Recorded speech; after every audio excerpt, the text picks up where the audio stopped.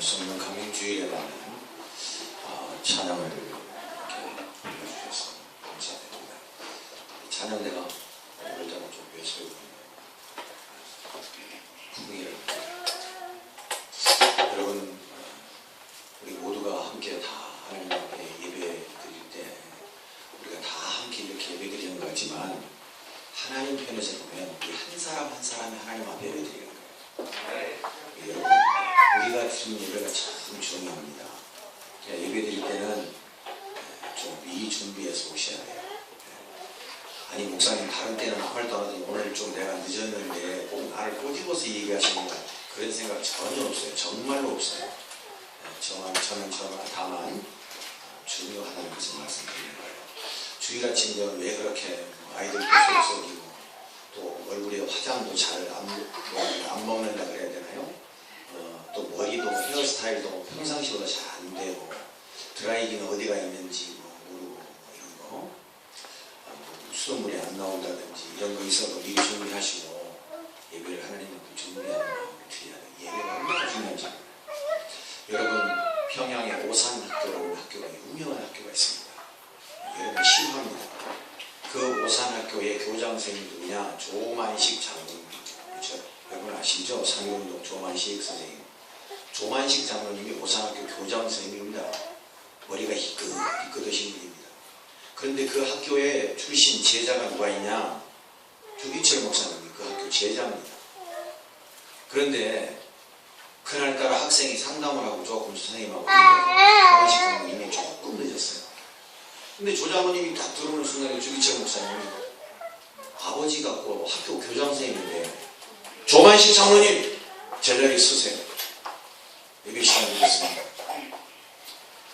지금 같으면 여러분 그게 용납되겠습니까? 목사가 말이야 아버지 빨리는 장로한테 무슨 말버릇이야? 그러고도 나올 수 있어요. 그런데 주기철 목사님 그 조만식 장로님이 오산중학교 교장선생님이에요. 그런데 세워놓고 예배를 세워놓고 그랬으면 아마 지금 같으면 우리 세상을 삐져가지고 다음 주부터 다른 교회 간다고 하겠으면 조만식 장로님이 인격이 되십니다. 목사님이 서라고 하니까 딱 그 자리에 서가지고 1시간 내내 거기 서서 옛날에도 예배 시간도 길었어요. 거기 서서 예배를 드려요. 서서 따뜻하게 서서 예배를 드려요. 그리고 정중하게 예배 끝나고 목사님 죄송합니다. 제가 오늘 핑계가 아니라 자동차에서 좀 늦었습니다. 앞으로는 절대 그런 일 없도록 하겠습니다. 옛날 우리 신앙의 스승은 우리 신앙의 선배님도 그렇게 살았어요. 근데 오늘 예배가 너무 퇴색되어 있어요. 여러분 우리가 좀 정성껏 드리자는 얘기예요. 오해 없으시길 바래요. 오늘 혹시 늦게 오신 분들 목사님 나를 찍어서 얘기한다. 그렇게 생각하지 말고 예배가 이렇게 중요해요. 예배는 우리가 여럿이 드리는 것 같지만 예배는 각자가 드리는 거예요. 하나님과 나와의 관계예요. 그렇죠? 그렇습니다. 우리 인사하겠습니다. 우리 교회는 마음이 평화로 따뜻한 교회니까 시작. 좀 따뜻하지 않은 것 같아요. 옆 사람 다시 인사합시다. 오늘도 성령님께서 우리와 함께 하십니다. 시작. 성령께서 함께 하시는 거 아시죠? 아멘이시죠? 네, 감사해요. 여러분 인생을 살면서 우리는 세 가지 만남이 있다고 합니다. 이 세 가지 만남은 첫 번째는 부모와의 만남입니다. 부모와의 만남. 두 번째 만남은 배우자와의 만남입니다. 세 번째 만남은 스승과의 만남입니다. 스승. 자, 그럼 하나님과의 만남은 어디에 있느냐? 물론 이렇게 말씀드릴 수 있겠죠. 그러나 진정한 우리의 스승은 영원한 스승은 예수 그리스도이십니다. 아멘이시죠? 그래서 우리는 혹 생각할 때에 가르치는 자와 가르침을 받는 자로만 생각하는데 그렇지 않습니다. 아까 우리 집사님께도 하셨습니다만 우리 모두는 때로는 학생이 되고 때로는 가르치는 선생님이 될 수 있습니다. 우리 한국 속담에 세 사람이 길을 가면 그 중에 하나는 나의 스승이다. 그런 표현을 합니다. 이것이 겸손한 마음이고 제대로 인격의 소유자의 표현입니다. 여러분 항상 우리가 배우는 자세는 너무나 중요합니다. 그래서 이 세 가지 만남을 잘하는 사람이 성공할 수 있다라고 하는 말도 있습니다. 우리가 너무나 잘 아는 헬렌 켈러라고 하는 여인. 삼중고를 겪죠. 말도 못하죠. 보지도 못하죠. 그러잖아요. 보지 못하죠. 그런데 이 헬렌 켈러에게는 그 유명한 셀리곤이라고 하는 선생님이 계셨습니다. 그래서 늘 헬렌 켈러를 도왔고 그 위대한 스승 때문에, 셀리곤 때문에 헬렌 켈러는 유명한 정말 인류사에 크게 공헌하는 아름다운 여인이 되었던 것도 스승을 귀하게 만난 은혜였다고 하는 사실입니다. 이런 일들은, 이런 예화는 얼마든지 우리 주변에서 찾을 수 있는 부분입니다. 내가 누구를 만나느냐, 그 만남이 얼마나 중요한지 우리가 꼭 잊어서는 간과해서는 안 될 것입니다. 제가 언제 시간이 나면 이 만남이라는 주제를 가지고 설교를 좀 계속하고 싶습니다. 누구를 만나요? 신앙이 좋은 사람을 만나면 신앙이 좋아집니다. 성공한 사람을 만나면 성공에 가까워집니다. 긍정적인 생각하는 사람을 만나면 긍정적인 사람이 되어집니다. 늘상 불평하고 원망하는 사람을 만나면 그런 사람이 되어집니다. 그래서 환경이 대단히 중요하다 할 것입니다. 우리의 믿음도 마찬가지예요. 신앙도 마찬가지입니다. 기도하는 사람을 가까이 하면 가서 기도하는 모습을 배워가기 때문입니다. 얼마나 중요한지 모릅니다. 오늘 스승의 주일이기도 하고 부부의 주일이기도 합니다. 특별히 오늘은 성령 강림 주일입니다. 그래서 오늘 본문의 말씀을 중심으로 약속의 성취, 보혜사 성령님의 강림에 대해서 우리가 함께 은혜를 나누려고 합니다. 여러분, 늘 이별은 슬픈 것만은 또 아닙니다. 그렇잖아요. 이별이라고 하는 것. 예수님의 제자들은 3년 동안 예수님을 따라다니며 공생에 대한 소상한 모든 것들을 보고 익히 알고 있었습니다. 그런데 어느 날 갑자기 오늘 본문의 말씀처럼 예수님께서 갑자기 떠나신다는 말씀을 하셨습니다. 십자가에 죽으시고 부활하시고 떠나셔야만 하는 이유에 대해서 제자들은 쉽게 이해할 수가 없었습니다. 공생의 3년은 제자들에게 큰 희망이었고 기대였습니다. 왜냐하면 예수님은 안 되는 것이 없었습니다. 못하시는 것이 없었습니다. 예수님과 함께하면 그야말로 인생은 거침없이 모든 길이 열리는, 사방팔방에 열리는 놀라운 인생의 성공을 맛보는 그런 세월, 그런 시간들이었기 때문입니다. 예수님과 함께하는 시간이야말로 인생의 가장 값지고 고귀하고 어찌 보면 행복한 그런 순간들이었다는 것이 제자들의 공통적인 생각이었을 것입니다. 그런데 예수님께서 어느 날 갑자기 십자가에 돌아가시고 죽으시고 부활하신 후에 또 떠나신 이후에 보혜사를 보내주시겠다고 하는 말씀을 그들은 쉽게 이해할 수가 없었습니다. 여러분, 유명한 고전입니다만 아동문학 고전이 되어 있는 알프스 소녀라고 하는 하이디, 여러분 패러디가 되어서 만화로 나오고 소설이 드라마도 되고 여러 가지 이야기가 많이 나와 있습니다. 그 저작자인 스위스 작가 요한 슈틀이라고 하는 이 작가가 쓴 소설 글이죠. 거기에 보면 알프스 소녀 하이디는 참 불행한 삶을 조기에 삽니다. 어머니를 여의고 또 아버지가 떠나가지요. 그리고 동생 하나 있으면 동생마저 죽습니다.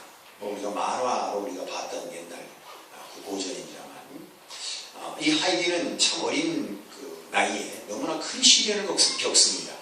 그리고 이모 집에 가지요. 그런데 이모도 먹고 살기 위해서 너무 분주하니까 하이디를 돌볼 수가 없습니다. 그래서 할머니 집으로 가지요. 할머니 집에 갔던 이 하이디는 너무나 상황이 어렵고 힘들어지니까 할머니 집에서 어려운 삶 속에 살다가 할머니가 돌아가시니까 오갈 데가 없어서 산속의 외딴 할아버지 집에 기거하게 됩니다. 그리고 그 하랄아버지와 함께 할아버지 역시 이별의 슬픔을 수없이 겪고 아픔 속에 살아가는 이 상처 입은 할아버지와 함께 어린 소녀 하이디는 살게 되죠. 그 여러 가지 상황 속에서 어느 날 하이디가 그 할아버지에게 이런 이야기를 던지죠. 동화 속에 나오는 이야기입니다. 할아버지, 오늘따라 왜 저렇게 태양이 저무는 이 저녁 노을이 아름답게 보입니까? 이 말의 그 의미 속에는 모든 하이디가 겪었던 이별은 다 슬프고 고통이고 아픔인데 왜 이별과 아픔 속에서 저렇게 아름다운 모습을 보일 수 있을까라고 하는 질문이었습니다. 그때 그 할아버지가 이런 말씀을 하죠. 그래, 이별이란 꼭 슬픈 것만은 아니란다. 저렇게 저녁이 아름다운 노을이 지고 난 다음에 내일 아침에 태양은 그 자리에서 또 아름답게 솟아난단다. 그 어린 그 하이디에게, 상처투성인 이 하이디에게, 아픔의 현장에 있는 이 하이디에게 할아버지는 그런 이야기를 들려줍니다. 여러분 어떻습니까? 우리가 세상을 살면서 슬픈 일만 계속된다면 우리가 어찌 살겠습니까? 소망이 없죠. 그러지 않습니까? 우리가 하는 말처럼 골짜기가 깊으면 덩어리도 높다라는 속담이 있죠. 더더욱 신앙 안에 사는 사람은 반드시 하나님이 우리와 함께 하신다는 사실을 믿게 될 때, 믿음으로 고백하게 될 때에 우리의 고난이 변화해서 축복의 동산이 될 줄로 믿습니다. 이것이 성경이 우리에게 전해주는 하나님의 말씀입니다. 드린 말씀처럼 이별이 전제되지만 다시 온다라고 하는 재회의 약속이 전제되면 이별은 결코 슬픈 것만은 꼭 아닙니다. 예수님께서 내가 이제 너희들을 떠나가고 다시 올 것이다 라고 하는 이 약속된 말씀을 제자들이 믿는다면 결코 예수님과의 이별은 그렇게 꼭 슬픈 것만은 아니라는 사실입니다. 예수님께서는 이렇게 말씀하셨습니다. 내가 너희들과 함께하면 하나님께서 보내주실 보혜사, 또 다른 보혜사 성령님을 너희들 경험하지 못하지만 내가 아버지께로 가면 너희들에게 보혜사 성령을 보내주시겠다 라고 하는 약속을 하십니다. 이 약속의 성취가 바로 오늘 성령 강림주일, 성령 하나님께서 우리와 함께 하시는 놀라운 하나님의 은혜로 나타나게 되었다는 사실입니다.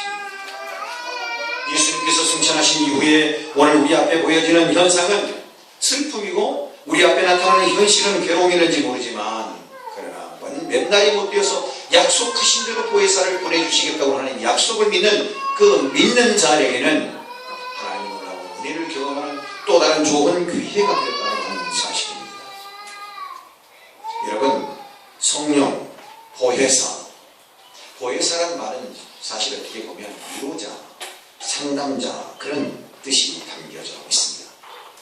헬라어로 파라클레토스 이런 단어를 씁니다. 파라클레토스. 이 말은 위로해주고 상담해주고 도와주는 그와 같은 의미를 담고 있습니다. 자, 무엇이 우리를 도와주고 무엇이 우리를 위로해주고 우리와 함께 하신다는 뜻일까요? 예수 그리스도께서 인간의 몸을 입으시고 시간과 공간의 제약적 조건으로 이 땅에 오셔서 우리의 아픔을 치유해 주시고 우리의 고통을 위로해 주시고 우리의 모든 건강치 못한 것까지도 온전케 하시는 그 예수 그리스도의 사역을 통해서 본다면 예수 그리스도는 이 땅에 육신의 몸을 입고 오셔서 우리를 치유하시고 우리를 위로해 주시고 우리를 고쳐주시는 예수님, 시간적 공간적 제약을 받고 오신 예수 그리스도가 보혜사이셨다면 또 다른 보혜사는 시간과 공간의 어떤 제약도 받지 않으시고 영원까지 하나님의 나라에 갈 때까지 우리와 함께 하시며 도와주시고 위로해 주시고 우리를 고쳐주시는 예수님의 사역의 또 다른 보혜사 성령님을 보내주셨다는 사실입니다. 오늘 본문에는 그런 말씀이 없습니다만 오늘 앞으로 14장을 거슬러 올라가 보면 거기에 이런 말씀이 있습니다. 14장 16절을 여러분 주목해 보십시오. 요한복음 14장 16절. 내가 아버지께 구하겠으니 그가 또 다른 보혜사를 너에게 주사. 또 다른 보혜사. 그러니까 예수님 보혜사 말고 또 다른 보혜사가 있는데 그 보혜사는 인간의 몸을 입고 오신 제약적이고 공간적인 이런 예수 그리스도의 그 사역과 함께 하시는 또 다른 성령 하나님은 제약적 시간과 공간의 제약을 받으시는 예수님이 계셨다면 그런 시간과 공간의 제약을 받지 않고 영원토록 우리와 함께 하시는 성령 하나님을 보내주십니다. 그러면 그 사역은 어떤 사역일까요? 뒤에 가서 제가 말씀드리겠습니다만 예수님은 가르치셨습니다. 예수님은 전파하셨습니다. 예수님은 고쳐주셨습니다. 할렐루야. 그러므로 오늘 오시는 보혜사 성령님은 우리가 낙심할 때 우리에게 소망이 되시고 내가 아파할 때 내 위로가 되시고 내가 몸이 아파 견딜 수 없을 때 내 병을 고쳐주시는 치유자 되시는 하나님이신 줄로 믿습니다. 예수님의 사역이 그대로 아닙니까? 또 우리가 아시는 대로 마태복음 28장 20절에 너희는 가서 모든 족속으로 제자 삼고 아버지와 아들과 성령 이름으로 세례를 베풀고 내가 너에게 가르쳐 분부한 모든 것을 지키게 하라. 그러면 보라 세상 끝날까지 항상 너희와 함께 있을 것입니다. 예수님과 동행하는 삶을 원하십니까? 그렇다면 성령의 체험, 성령님의 임재하심을 경험하시는 저와 여러분 되어주시기를 축원합니다. 그렇습니다. 우리의 부족함을 채워주시는 분, 우리가 외로울 때 힘들어할 때 우리의 위로자가 되시는 하나님, 그분이 바로 보혜사 파라클레토스, 우리의 상담자, 우리의 위로자, 우리의 치유자 되시는 성령님이신 줄 믿습니다. 예수님은 다른 보혜사가 온다고 약속하시고 떠나셨어요. 다른 보혜사는 성령님입니다. 오실 성령님께서 예수님이 하신 것처럼 병을 고쳐주시고 낙심한 자에게 위로와 용기를 주시고 복음을 전하는 자들에게 힘과 권능을 주시는, 그리고 기도하는 자에게 응답을 베풀어 주시는 성령 하나님이신 것을 시대들에게 가르쳤어요. 예수님은 십자가 위에서 우리의 모든 죄와 허물을 대신해서 죽으시고 장사된 지 사흘 만에 부활하셨으며, 부활하시고 40일 동안 많은 제자들과 많은 사람들 앞에 보이셨습니다.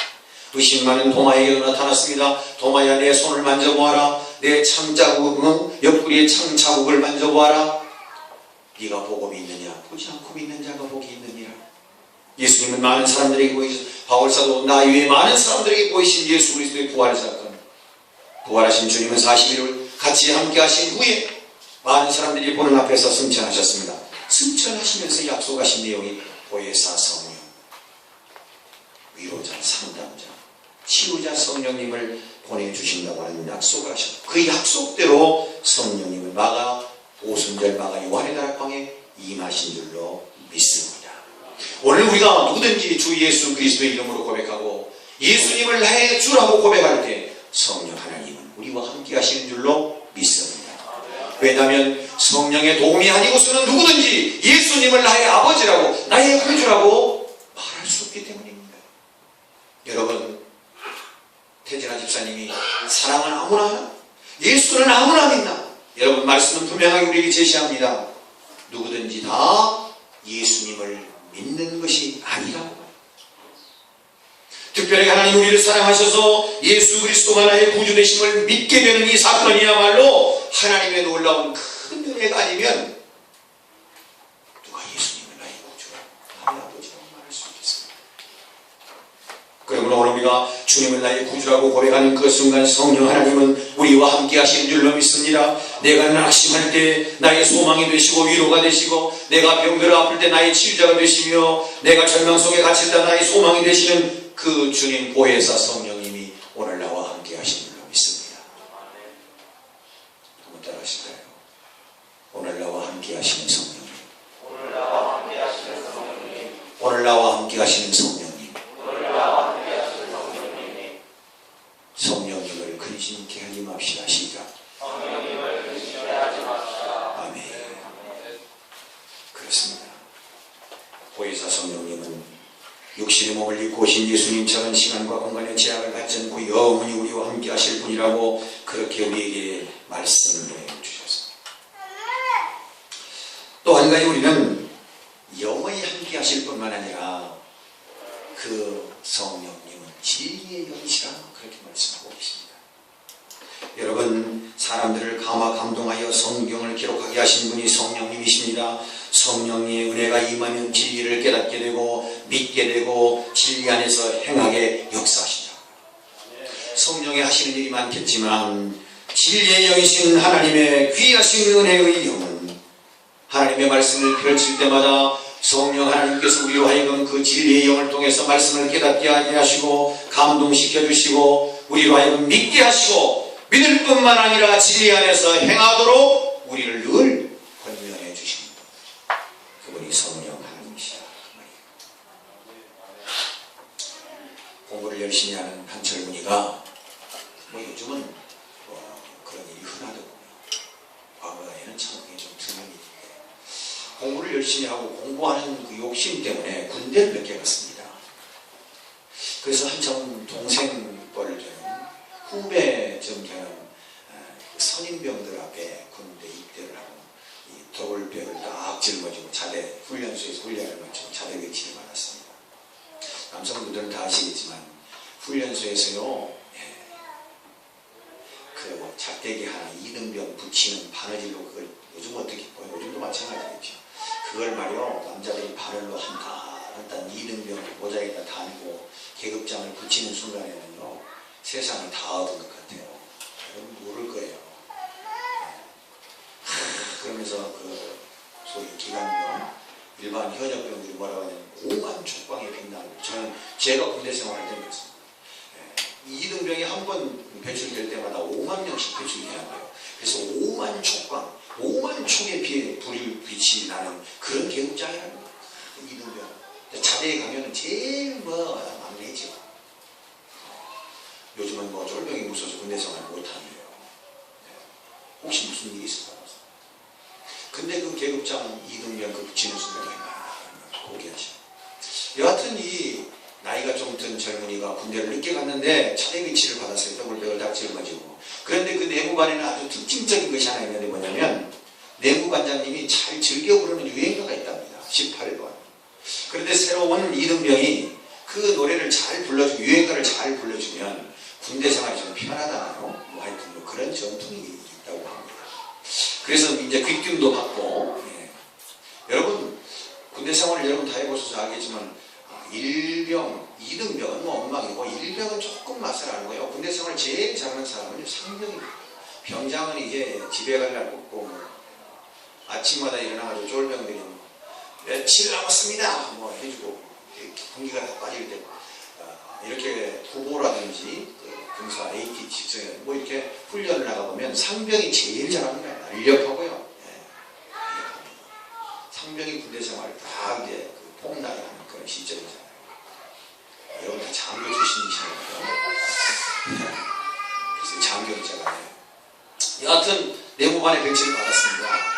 받았는데 예외 없이 내무반장님 좋아하는 18번 부르라는 겁니다. 그런데 이 나이가 이제 좀 든 젊은이는 신앙이 너무 좋았습니다. 공부도 잘했지만 신앙이 너무 좋았어요. 그래서 부대 앞에 딱 들어가는 순간 하나님 이것을 저의 선교지로 삼고 어떤 상황에서도 내가 믿음 잃지 않고 하나님 전하는 일에 최선을 다하겠습니다. 그런 기도를 하고 들어갔습니다. 그런데 그런 이제 첩보를 듣고 의아해서 이거 어떻게 해야 되나? 전 유행가 잘 모르는 산소가 같은 거. 그런데 갑자기 성령님께서 마음에 뜨거움을 주셨습니다. 찬송가 384장을 불러라. 옛날 434장. 나의 갈 길 다가도록 예수 인도하시니 내 주 안에 있는 긍휼 어찌 의심하리요. 갑자기 그 찬송이 생각이 납니다. 그 찬송 노래 탄할 일갈 장전 이걸 다 모르시는 거예요. 반동은 자의 속으로 반동이시다 그러면서 우리 내무반장님이 제일 좋아하는 18번 힘차게 하나 둘 셋 나의 갈 길 다가도록에 아이 들었습니다. 고참들이 야 시끄러 그만해 뭐하는 짓이야 막 여기저기서 막 빗발치듯 아우성이 있어. 아이고 나 이제 큰일 났다. 조사한다. 이거 끝나면 나와 운동장에 집단 구타 내지는 엄청난 얼차리가 할가리고 있을 거야. 그런데도 막 그냥 성령님의 감동하심을 따라서 나의 갈 길 다가도록 막 불러댔습니다. 옆에서 막 집어치워 막 난리가 났습니다. 그냥 말할 것도 없이 불러댔습니다. 그러더니 한쪽 구석에서 말이에요. 누가 그런 거야. 야 조용히 해봐 조용히 해봐. 그 찬송도 좀 한번 들어보자.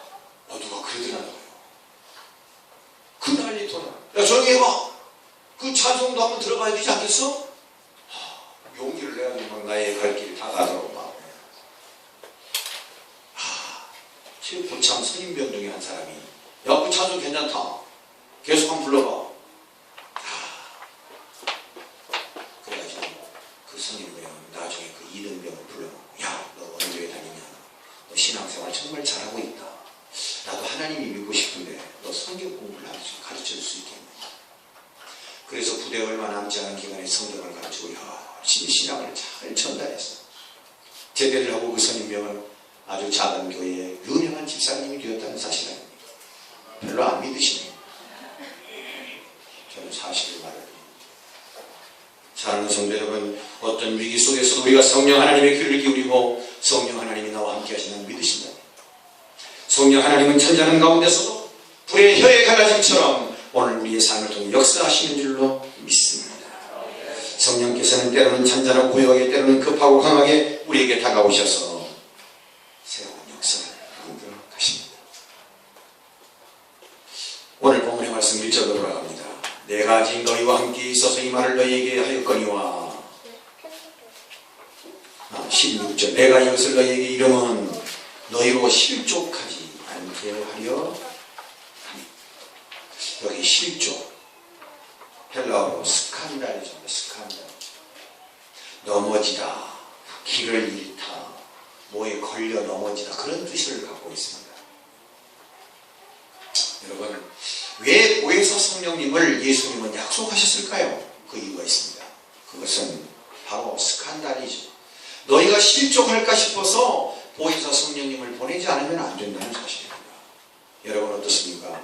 신앙생활 하시니까 여러분의 길이 확 열리는가요? 홍해가 갈라지는 것처럼 촉촉 열리는가요? 예수 믿지 않은 사람도 복은 고난을 동반한다는 것들은 다 알고 있습니다. 행복 뒤에는 언제나 음흉한 악마가 도사리고 있다는 것을 예수 믿지 않아도 많은 사람들은 다 알고 있습니다. 하물며 예수 믿는 신앙 안에서, 믿음 안에서 한 걸음씩 한 걸음씩 나아가는 믿음의 길, 신앙의 길이 어찌 휘물 수가 있겠습니까? 여러분, 예수 믿는 것은 궁극적으로 구원받고 영원한 생명을 얻는 것인데, 이 중차대한 이 놀라운 축복 앞에 그렇게 호락호락하게 쉬운 일이 되겠냔 말이에요. 하나님은 그것을 아셨습니다. 그래서 앞으로 내가 이것을 너희에게 이름은 너희로 실족치 않게 하려 함이라. 실족치 않게 하기 위해서 성령 하나님을 보내십니다. 너희가 길을 잃어버리거나 넘어지거나 어떤 상황에 함정에 빠지지 않기 위해서 내가 스칸달이죠. 넘어지지 않기 위해서 그라도 성령 하나님 너희에게 보내주신다는 사실입니다. 사랑하는 성도 여러분, 힘드실 때마다 성령님 불러주십시오. 성령님, 나와 함께 하심을 믿습니다. 성령님의 도우심을 믿습니다. 여러분, 어떤 상황이 우리에게 올 때 그 상황을 극복할 수 있는 중요한 길은 준비하는 겁니다. 대비하는 겁니다. 여러분, 유비무환이라는 말이 있습니다. 환란이 오기 전에 미리 그것을 준비하는 것이야말로 가장 그 어려움을 쉽게 극복하는 길이 되기 때문에, 사랑하는 성도 여러분, 믿음의 길을 걸어갈 때 성령님의 충만한 임재하심을 경험하게 된다면 우리의 악난의 시련과 핍박과 환난이 올지라도 그것을 극복할 수 있는 능력이 우리에게 있게 된다는 사실입니다. 예수님은 구체적인 핍박을 예견하고 말씀하셨습니다. 오늘 이전의 말씀을 보면 사람들이 너희를 죽이게 할 뿐만 아니라 때가 이르면 물은 너희를 죽이는 자가 생각하기를 이것이 하나님을 섬기는 예가 된다. 하나님을 섬기는 일이라 하리라. 그랬습니다. 너희를 죽이고 유대교에서 내보내고 너희를 죽이고 또 이렇게 함으로써 하나님을 잘 섬긴다고 생각합니다.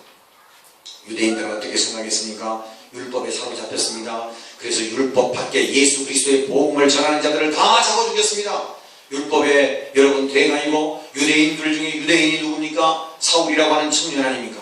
예수님을 믿는 자들을 잡아 죽이기도 하고 가두기도 하고 쫓아내는 것뿐만 아니라 죽이는 것까지 해도 그렇게 함으로써 하나님을 잘 섬긴다고 착각하는 이 유대인들, 율법에 사로잡힌 자들, 그들의 박해가 있음을 예수님은 아셨습니다. 그래서 그것을 이기기 위해서는 진리의 영이 필요했고 그것을 이기기 위해서는 예수 그리스도의 놀라운 능력의 사역을 감당할 보혜사 성령님이 그들에게 필요했다는 것입니다. 오늘도 마찬가지입니다. 우리가 신앙생활할 때 그냥 우리를 호락호락하게 내버려두지 않습니다. 이렇게 걸고 사는 저렇게 걸고 이렇게 태클하고 저렇게 태클하고 신앙생활 그렇게 만만치 않다는 사실입니다. 이 사실을 알기 위해서 스칸달이죠. 너희가 넘어질까? 너희가 실족할까? 너희가 혹시 유혹에 빠질까? 하나님께서 하시고 우리에게 성령 하나님을 보내주셨다는 사실. 약속대로 보내 성령 하나님을 아멘 어서 오시옵소서. 마라나타 주 예수여 어서 오시옵소서. 오늘 우리가 주님을 기다리는 것처럼 성령 하나님의 역사하심을 우리 삶 가운데 충만하게 펼칠 수 있도록 성령님을 근심케 해서는 안 된다 그 말이에요. 성령님은 자꾸 우리의 마음속에 기도하라고 하는데도 불구하고 기도하지 않고 억눌러버리는 일이야말로 성령님을 단식하게 하고 근심케 하는 일이란 말이에요. 말씀 붙들고 신앙 안에 살도록 성령님은 우리에게 그렇게 유도하고 우리를 그렇게 인도해 주시지만은 나의 욕심과 나의 이해 타산 때문에 신앙을 뒤로 하고 우선순위에서 자꾸 밀려나고 예수님이 계셔야 할 자리, 예수님이 있어야 할 자리는 자꾸 내 욕심으로 채워가는 거예요. 이기적인 생각이 예수님이 계셔야 할 자리에 떡하니 버티고 있지는 않으시죠. 로마서 8장에 성령께서 말할 수 있는 탄식하시고 우리를 위해 기도하신다 말씀하셨습니다. 예수님께서는 이처럼 유대인들이 얼마만큼 그들을 핍박하고 박해할 것을 알았습니다. 여러분, 주일이라 하는 말씀도 틀린 말씀이 아닙니다. 여러분, 스데반 집사가 돌에 맞아 죽었습니다. 야고보 사도가 순교를 당합니다. 많은 주의 백성, 주의 사도들이 환난 속에 처해지나니 머지 않았습니다. 예수님을 보셨습니다. 사랑하는 성도 여러분, 힘들고 어려울 때일수록 보내주신 성령님을 견고히 붙드시길 축원합니다. 우리의 삶 속에 성령 하나님께서 임재하심을 여러분 모두 깨달아주시길 축원합니다.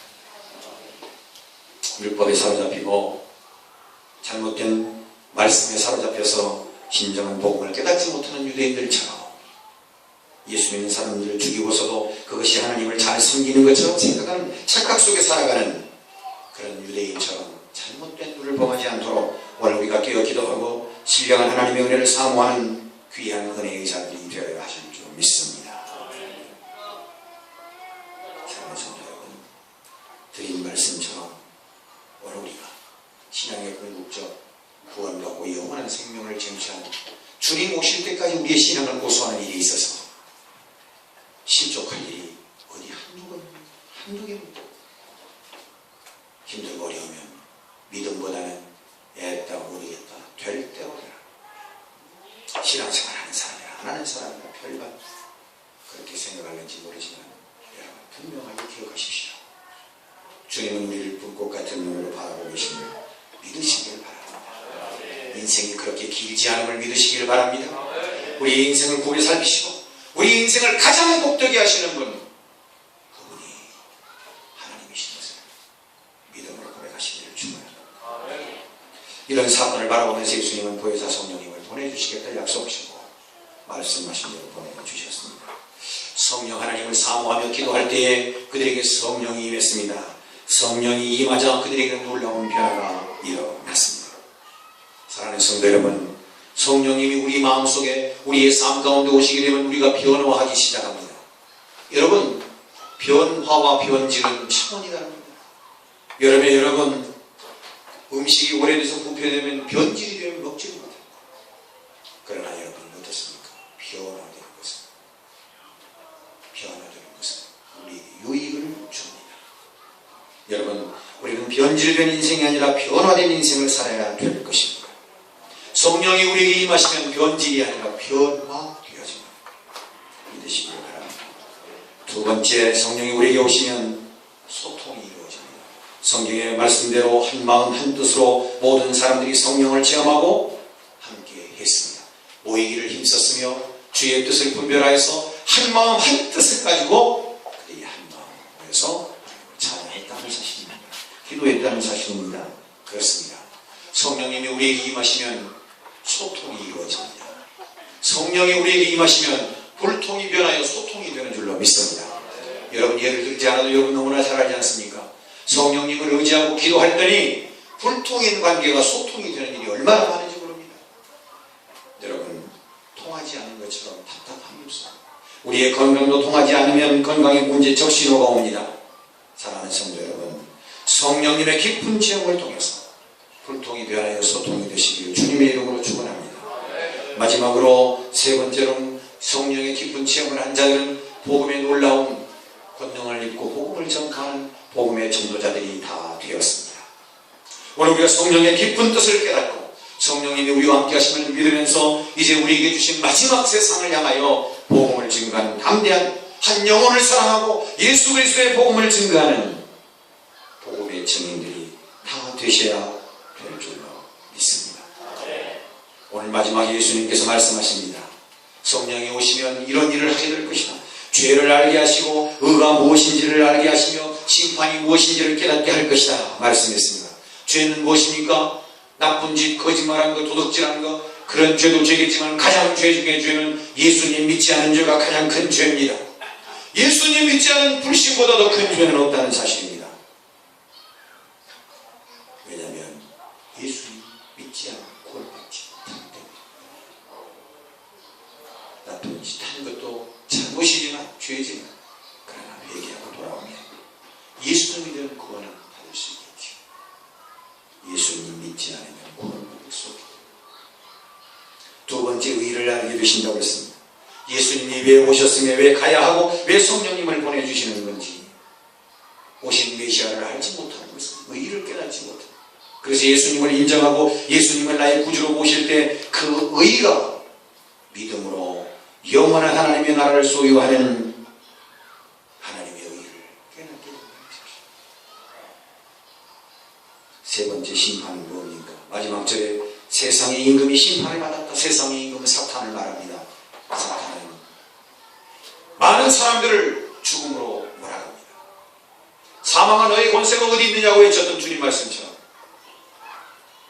사탄은 인간을 벌거에서 사망의 깊은 구렁텅이로 몰아갑니다. 그러나 중요한 것은 오늘 우리가 기억할 것은 사망을 이기시고 부활하신 예수 그리스도 그분을 믿는 모든 자들은 예수님의 부활이 첫 열매가 되시는 것처럼 오늘 우리도 마지막 때 부활의 주인공이 다 될 줄로 믿습니다. 그렇습니다. 오늘 이 땅에 약속대로 보내주신 성령 하나님, 그 성령님은 약속을 성취하여 우리에게 오신 보혜사 성령님이십니다.